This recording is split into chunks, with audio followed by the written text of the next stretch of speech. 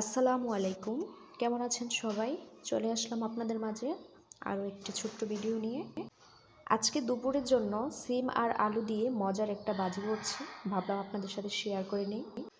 ভাজিটা করার জন্য আমি কয়েক পিস আলু আর কয়েক পিস সিম খুব সুন্দর করে চিকন চিকন করে কুটি কুটি করে নিয়েছিলাম।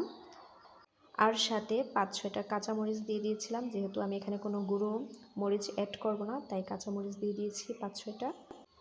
গরম তেলের মধ্যে আমি আলু আর সিমগুলো দিয়ে দিয়েছি, আর তার সাথে স্বাদ মতো লবণ দিয়ে আমি কিছুক্ষণ নাড়িয়ে নিব। তো নাড়িয়ে নেওয়ার পর আমি এখানে আধা চামচের মতো হলুদ অ্যাড করে নিয়েছি। তারপর এতে রসুন বাটা দিয়ে দিয়েছি পরিমাণ মতো। আমি আর অন্য কোনো মশলা এখানে ইউজ করব না, শুধু রসুন বাটা দিয়ে ভাজিটা করব। তো খুব সুন্দর করে আমি মশলাটা ভাজির সাথে মিশিয়ে নিচ্ছি। বেশি কিছু উপকরণ লাগে না, সামান্য পেঁয়াজ, কাঁচামরিচ, তারপর রসুন বাটা, হলুদ দিলেই ভাজিটা তৈরি হয়ে যায়। এই যে আমার ভাজির ফাইনাল লুক। আল্লাহ হাফেজ।